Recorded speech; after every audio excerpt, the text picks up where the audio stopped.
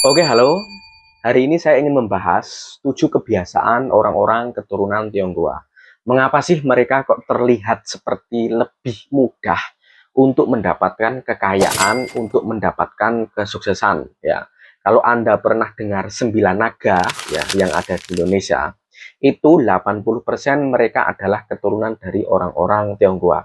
Dan tidak sedikit kalau Anda sering nonton sosial media, scroll-scroll ya, YouTube, TikTok, ataupun sosial media yang lain, orang yang sering muncul itu ya kebanyakan orang-orang keturunan Tionghoa. Mengapa mereka lebih gampang, lebih mudah untuk mendapatkan berkelimpahan?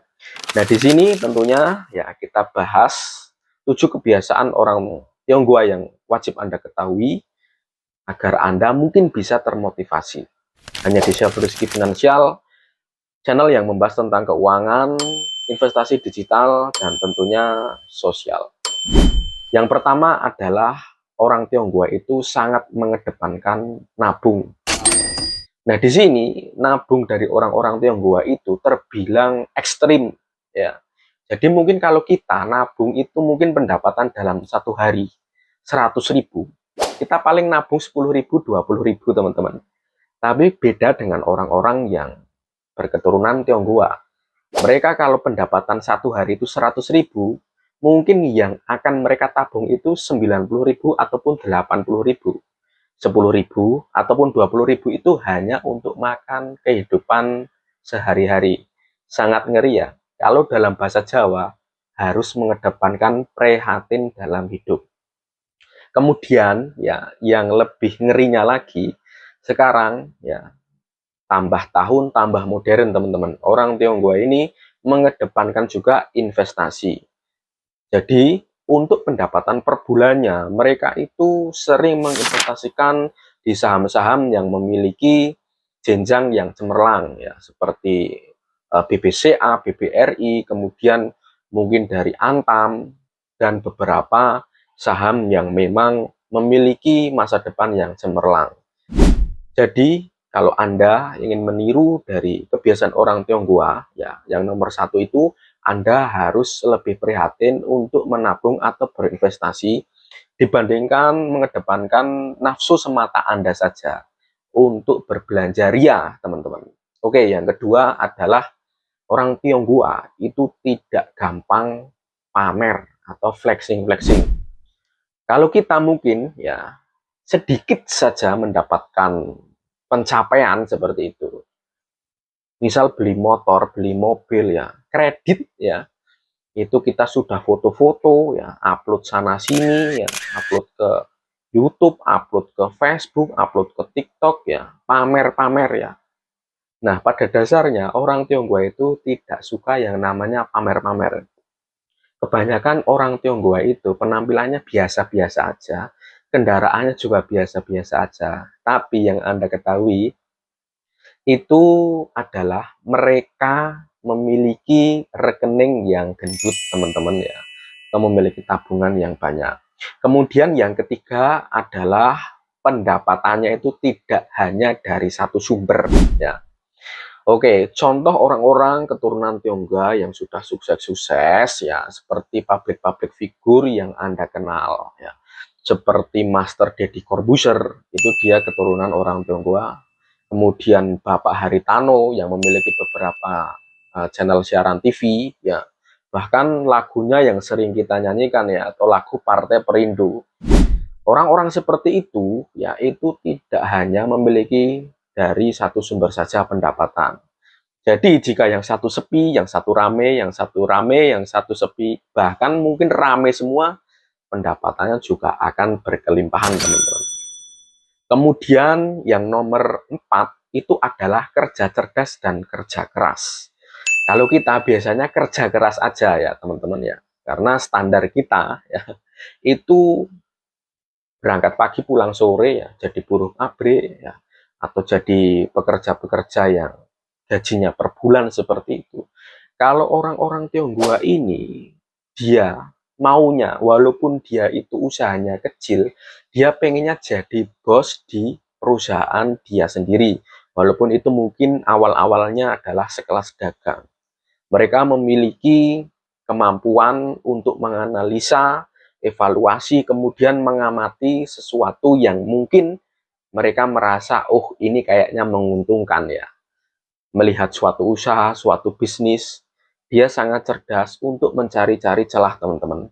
Jadi orang-orang Tionghoa ini ya, sifatnya adalah suka mengamati ya, analisanya luar biasa ya. Kemudian tidak gampang terpengaruh ya, atau memiliki prinsip yang kuat.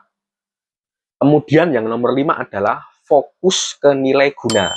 Oke, jadi buat Anda yang sering beli-beli barang yang sebenarnya nggak penting-penting banget ya, itu kalau orang keturunan Tionghoa itu anti ya, apalagi sampai ngutang ya. Semisal saya pengen handphone iPhone ya teman-teman, biar keren ya. Tapi fungsinya apa handphone iPhone itu sebenarnya? Apakah saya bisa terlihat kaya ya, padahal itu kredit seperti itu ya. Kalau orang-orang keturunan Tionghoa itu tidak mau hal-hal yang seperti itu. Dia membeli suatu barang ya, itu biasanya melihat dari sifat gunanya atau kegunaannya apa ya. Kalau mereka sudah merasa butuh ya, seperti membeli kendaraan, mobil seperti itu. Kalau mereka tidak merasa butuh, dia tidak akan beli teman-teman. Kecuali orang-orang keturunan Tionghoa yang sudah berkali-kali lipat kekayaannya ya, mungkin mereka juga akan merasakan hasil jerih payahnya selama ini. Bisa jadi koleksi-koleksi mobil mewah itu bisa jadi teman-teman. Tapi ketika orang-orang Tionghoa yang dididik dari kecil itu untuk berhemat, dia akan tahu mana yang harus dibeli, mana yang harus tidak dibeli, mana yang berguna atau mana yang tidak berguna. Seperti itu teman-teman. Kemudian yang keenam adalah kebiasaan mencatat pengeluaran dan pemasukan. Yaitu pembukuannya itu sangat rapi teman-teman ya. Sangat rapi ya. Kemudian orang-orang Tionghoa itu ya, hal sekecil apapun, pengeluaran sekecil apapun itu sangat rapi untuk di bagian pencatatannya ya. Tidak pelit ya teman-teman, itu tidak pelit, tapi mereka harus tahu di mana uang ini larinya, dari mana pemasukan yang saya dapat selama ini itu terstruktur ya. Kebiasaannya ya seperti kita mungkin ya, mempunyai usaha, mempunyai bisnis dagang. Kadang-kadang orang beli di tempat kita, orang jual di tempat kita nggak tahu teman-teman. Yang penting kita ada uang, kita bisa belanja. Seperti itu. Entah catatannya seperti apa, itu kadang-kadang kita nggak tahu.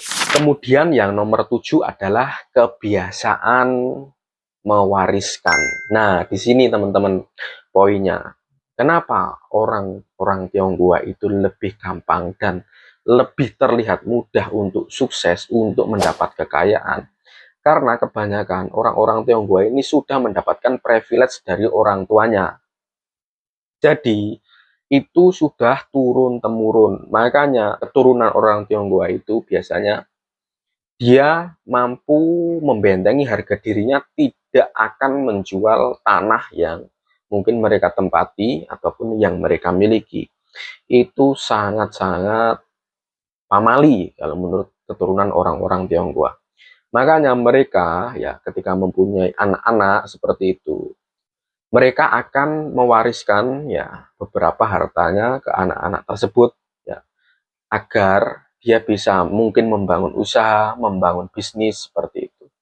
Beda halnya dengan mungkin kita teman-teman ya, kita memiliki uang ya, kita nikmati sendiri ya, tanpa kita memikirkan nanti keturunan kita itu bisa usaha atau enggak ya. Yang penting daftar kerja, ngelamar kerja aja gitu udah ya. Tapi kalau orang-orang keturunan Tionghoa, dia memikirkan sangat-sangat keturunannya dapat hidup lebih berjaya daripada dia sendiri teman-teman. Oke, jadi itulah ya 7 kebiasaan orang-orang keturunan Tionghoa. Mengapa mereka itu terlihat lebih mudah untuk mencapai kesuksesan dan kekayaan. Dan tentunya banyak uangnya. Jadi ada beberapa hal pahit yang mereka lalui sebelum mencapai itu. Oke, terima kasih ya. Buat teman-teman semoga bermanfaat. 7 kebiasaan orang-orang Tionghoa yang wajib Anda ketahui dan mungkin ini akan menjadi motivasi Anda. Wassalamualaikum warahmatullahi wabarakatuh.